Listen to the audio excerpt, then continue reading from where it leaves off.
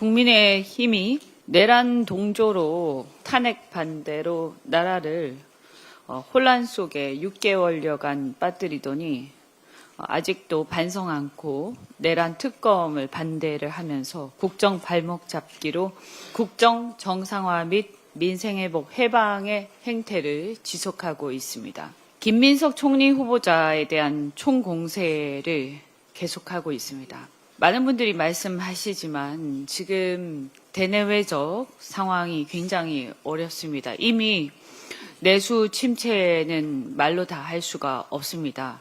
그런데도 이 추경에 대해서 협조하기는커녕 송원석 원내대표는 졸속 추경이라면서 원색적인 비난을 쏟아내고 있습니다. 그뿐이 아닙니다. 호르무즈 해협의 봉쇄 위기로 중동발 쇼크의 위기 속에서 물류 대란이 우려되고 있습니다.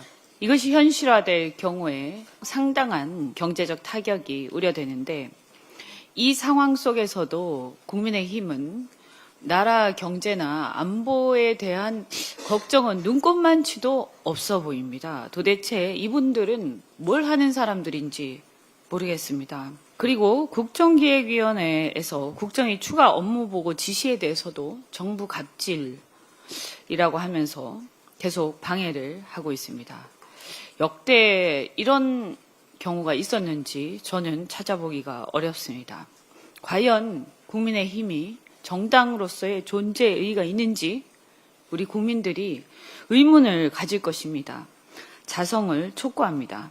코스피가 3천 돌파를 한 것은 이재명 정부의 국정에 대한 국민 기대감이 커진 것을 반영할 것입니다. 국민의 기대에 걸맞게 일하는 정부를 보여주고 있다 이렇게 평가를 합니다. 취임 10일 만에 G7에 참석해서 국제 정상 외교에 성공적으로 데뷔를 했습니다.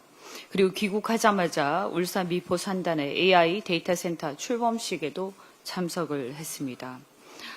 울산 AI 데이터 센터는 지난번에 언급한 바와 같이 AI G3로 가는 인프라 조성의 시발점이자 정부의 지방 분산형 데이터 센터 정책의 주춧돌이 될 것입니다. 또한 경기 진작과 민생 회복을 위한 신속한 추경의 편성도 일하는 정부를 보여주는 것입니다. 말씀드린 것처럼 국민의힘은 포퓰리즘으로 매도하고 방해만 계속하고 있는데 경제가 계속 하향 곡선을 그리는데도 정부가 아무 일도 하지 않고 감나무 밑에서 입만 벌리고 감 떨어지기를 기다리면서 백성의 고열을 짜내던 윤석열 정부처럼 그렇게 되풀이하려는 그런 얘기인지 궁금합니다. 국가는 손 놓고 있을 게 아니라 자본주의 사회에서 경제 구성원의 하나로서 전략적 투자자로서 대한민국 경제 회복에 투자하는 것입니다. 경제회복 효과로 세수 효과를 누리는 정부 효능감을 극대화해야 합니다. 또한 GDP 대비해서 현재 국가부채 비율은 약 48%입니다. 극심한 내수 침체를 고려한다면 확장 재정에 다소 여유가 여전히 있다 이렇게 판단이 됩니다. 과거에 일본 아베 정부 시절에도 산업부흥 정책을 시행하면서 이렇게 재정 확대를 이미 한 적이 있고 하는 총재는 최근 추경이 물가에 준 영향이 크지 않다라고 하면서 추경에 대해서 이미 긍정적인 평가를 한 바가 있습니다. 국힘은 무식한 얘기 그만하고 묻지마 포퓰리즘 공세를 멈추고 민생과 경제를 위해서 추경에 신속하게 협조를 하셔야 합니다. 국민이 기대하는 일하는 정부에는 일하는 총리가 필요합니다. 김민석 총리 후보자는 과거처럼 얼굴 마담형 총리가 아니라 실권을 가진 실무형 총리로서 진짜 일하는 총리가 될 것이라고 기대합니다. 다양한 상임위 활동을 거쳐서 국방, 통상, 건보개혁 등 현안 대응 능력을 갖고 정무적 감각과 검찰 등 권력 기반 개혁에도 누구보다 적임자라고 판단합니다. 이재명 대통령의 국정 운영 철학에 대한 이해도 높아서 시너지가 기대가 됩니다. 그동안 의뢰의 헌법의 정신을 위반해서 얼굴마담형 총리를 내세워서 국정을 운영을 해왔습니다. 많은 의원들이나 정치인권 그리고 국민들이 헌법 정신에 따라서 제대로 실제로 일을 하는 행정부를 통할하는 그런 실무형 총리를 임명해라 이렇게 얘기를 해오지 않았습니까? 저는 김민석 총리야말로 제대로 일을 할 수 있는 일하는 총리가 될 것이다. 이런 것은 우리가 조금만 생각해도 알 수 있다 이렇게 생각합니다. 이것이야말로 국정을 정상화하고 헌법 질서를 수호하는 일환이다 이렇게 생각하는데 국민의힘에서는 과거 이렇게 얼굴마담형 총리 또는 방패막이 총리를 내세운 것에 대해서 반성부터 하고 비판하시기 바랍니다. 그동안 억지 공세가 안 먹히니까 국힘이 새롭게 소득 누락이라고 하면서 또 공세를 하는데요. 출판 기념회나 경조사비는 그동안 대부분 국회의원이 따로 신고를 안 한 것이 관례였습니다. 물론 이것에 대해서 비판을 할 수도 있다 이렇게 생각하는데 그러려면 그동안의 관례에 대해서 앞으로 이것을 입법을 통해서 우리가 다 같이 하지 말자 이것을 이제 신고하고 전부 다 투명하게 하자 이렇게 하셔야 할 것입니다. 그런데 그 이전에 제가 꼭 짚고 넘어가고 싶은 것은 민주당보다도 국민의힘에서 훨씬 더 이 문제에 대해서 제대로 신고하지 않고 누락해왔다라는 것을 분명히 짚고 넘어가고자 합니다. 일례로 주진우 의원 본인을 비롯해서 권성동, 권영세, 송원석, 곽상도 의원 등 국민의힘 의원 10명이 지난 5년간 경조사 소득을 누락했습니다. 잘 아시다시피 이 중 곽상도 의원은 아들이 화천대유로부터 퇴직금 50억 원을 받아서 논란이 된 분입니다. 특히 주진우 의원은 대통령실 법률비서관이던 2023년 당시 조모상 소식이 국내 여러 언론에 부고란에 게재가 되기도 했습니다. 그런데 재산 신고에 누락하셨습니다.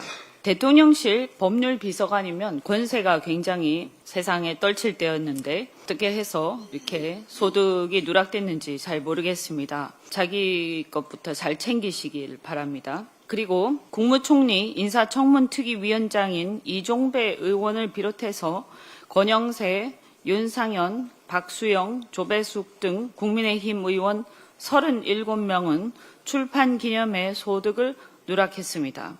근데 대부분 보면 친윤 실세들인 것 같습니다. 권력의 중심에 있던 실세인 정치인들이 이렇게 출판 기념회를 하면 여러분 상식적으로 우리가 볼 때 야당 의원들이나 혹은 권력의 중심에서 밀려나 있는 정치 낭인보다 훨씬 더 많은 책값을 받지 않겠습니까? 그래서 이런 분들이야말로 자기 출판 기념회 소득부터 신고를 먼저 하시는 게 저는 도리다 이렇게 생각을 합니다. 공세를 위한 공세, 반대를 위한 반대를 중단하고 국익을 생각해서 총리 인사청문회 및 인준회 협조를 빨리 하시길 바랍니다. 나라가 굉장히 어렵습니다. 검찰 출신의 국회의원들, 정치인들을 중심으로 해서 지금 인사청문회를 비롯해서 모든 정치적 행위들이 흙탕물이 되고 있습니다. 검찰 출신이라 그런지 만사가 공작으로 뒤덮여 있습니다. 이런 식으로 정치를 하면 정치가 굉장히 비생산적이 되지 않겠습니까? 총리 인사청문회에는 물어볼 게 굉장히 많을 것 같습니다. 지금 이란의 전쟁도 있고 이런데 여기에 대해서 총리가 어떻게 생각하시는지 그리고 우리나라 경제를 살리는 것에 대해서 지금 어려운 경제에 대해서 총리 후보자가 어떻게 생각하시는지 이런 것을 물어야 되지 않겠습니까? 이런 것을 국민들 앞에서 토론을 하고 여당, 야당 의원들이 다 같이 함께 총리 후보자에게 아주 날카롭게 묻고 이렇게 하셔야 되지 않겠습니까? 그런데 지금 너무 심각하게 검찰에서 마치 취조하듯이 자신들의 들보는 보지도 않고 남의 티끌만 뒤지면서 계속해서 발목만 잡고 있습니다. 저는 이런 식으로 한다면 국민들이 과연 검찰 출신, 죄송합니다만 모두가 그렇진 않겠습니다. 그러나 검찰 출신의 정치인들이 정치권에 들어와서 하는 일이라는 것이 매번 이렇게 정치권을 흙탕물에 뒤덮여서 남의 약점만, 뒷조사만 하는 게 단가. 그래서 정치가 과연 이런 것인가 하는 회의를 갖게 할 거라고 생각합니다. 반성하시기 바랍니다.